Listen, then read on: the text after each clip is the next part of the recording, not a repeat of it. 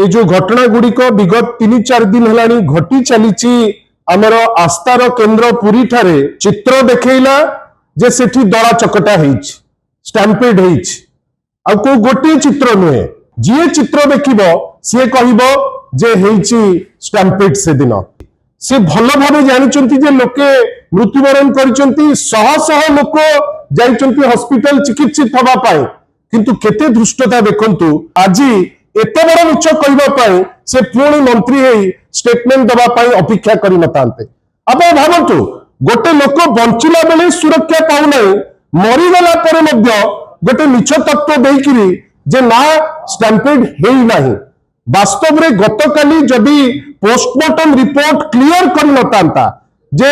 जो घटना घटी जो लोके दुईटी लोक हिसाब इने दौचंती थर्ड लोकर हिसाब एमाने दबा कहीं डरुचंती आमे सेटा मध्ये आश्चर्य अच्छु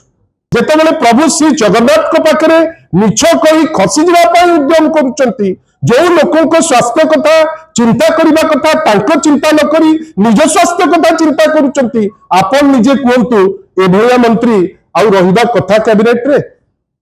आमर गोटे डिमांड जेंति भाई कहले जुडिशियल इंक्वायरी सहित आमर गोटे बड़ डिमांड जे 2 जन मंत्री जे अपारगतार गोटे नुआ माने दिगंत सृष्टि करिसेंती जड़े हेले मुकेश महालिंग महोदय